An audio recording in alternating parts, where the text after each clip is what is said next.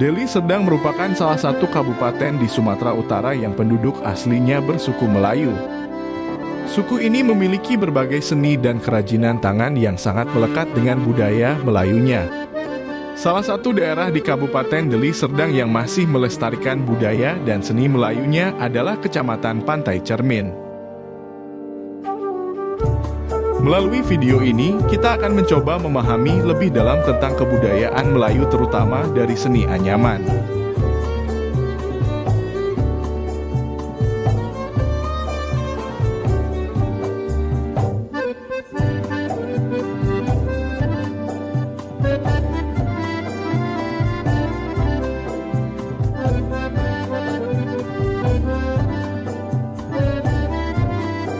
Pandanus tectorius atau sering disebut dengan pandan duri, pandan tikar, pandan samak, atau pandan pudak merupakan sejenis tumbuhan serupa pohon.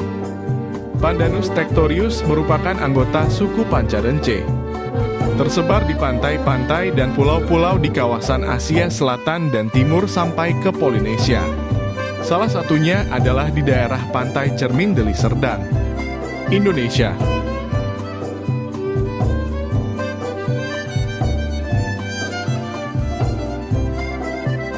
Anyaman adalah serat yang dirangkaikan hingga membentuk benda yang kaku, biasanya untuk membuat keranjang, tas, atau perabot. Salah satu tumbuhan yang sering dijadikan bahan untuk membuat anyaman adalah pandan duri. Jadi kita wawancara tentang pengolahan pandan yang ada di pesisir timur Sumatera, Melayu, Pantai Cermin. Nah, ini mau nanya sedikit ini kan tentang sejak kapan mulai aktif untuk menganyam pandan? Kalau mulainya itu sebenarnya dari masa kecil itu udah biasa. Sudah dikelola secara profesional. Oh, berarti dari kecil memang sudah ada keterampilannya Kak ya? Nah, di 2010 baru dikelola sampai di manajemen sampai seperti saat sekarang ini ya Kak ya? Nah, lalu biasanya dulu waktu kecil proses belajar anyaman pandan Melayunya ini gimana?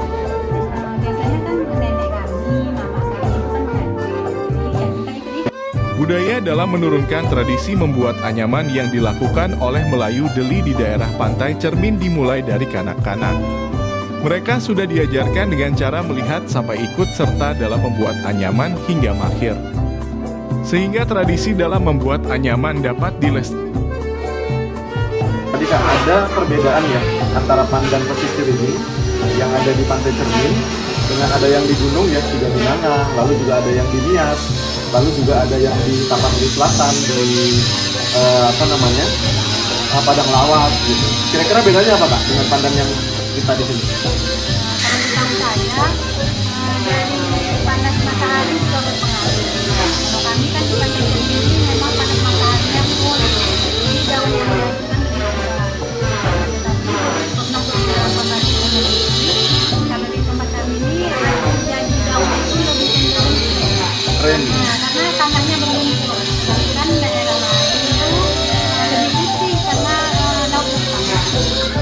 Seperti di Nias tadi ya Kak ya, langsung Samudra Hindia ke situ ya. Juga pengaruh curahan matahari.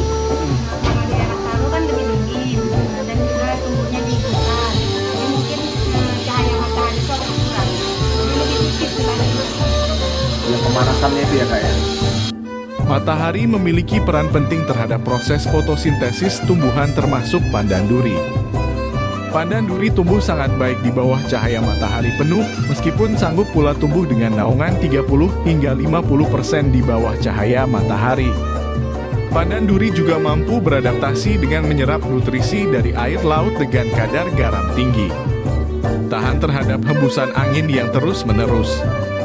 Dan menyenangi tanah dengan pH antara 6-10 agak asam hingga basah. Lalu ini Kak, untuk pewarnaannya, ini kan biasanya kan seperti yang tadi kita diskusi, dari depan kan tidak bisa, dia harus dari daun yang ke belakang, bergerak belakang. Nah ini biasanya untuk supaya lebih optimal dia, untuk pewarnaannya gimana? Orang-orang bisa buat. biasanya kita di pewarnaan itu ada tambahan cuka atau garam.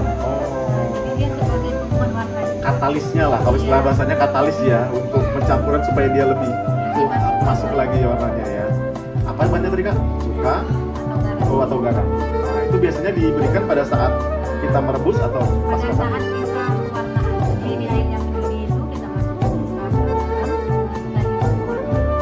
Proses pengawetan bahan dan warna yang dilakukan dalam menganyam adalah proses katalis, di mana asam atau cuka mengandung 5 asam asetat yang dapat membunuh bakteri dan segala mikroba yang dapat membuat bahan dan pewarna menjadi rusak. Katalis adalah zat yang mempercepat laju reaksi dengan tidak mengalami perubahan kimia dengan cara menurunkan energi aktivasi. Ini kan ada beberapa motif ya di Melayu pesisir Pantai Cermin, kan ada beberapa motif ya yang yang kakak dan tim sedang kerjakan. Nah itu diantaranya apa aja motif-motifnya kak yang khas dari sini? Yang pertama khas dan juga pernah kita kemarin lombakan dan menang itu 3 darah. Kalau 3 darah itu corak, memang corak asli dan semua penganyam, semua masyarakat Pantai Cermin tahu itu corak karena itu corak legend. Oh 3 darah ya. Ya, pengembangan itulah dasar dari induk corak. Oh ini corak 3 darah itu kak ya. Ya. Berarti kalau mau nganyam harus tahu 3 darah itu dulu Ya, baru bisa. pengembangannya ada macam corak asoy, corak sapu tangan, corak amping muka, corak martabut, macam apa?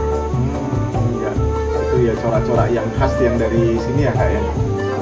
Motif khas atau motif induk kerajinan anyaman dari daerah Pantai Cermin adalah motif 3 darah. Motif ini sebagai dasar untuk pengembangan motif-motif lainnya.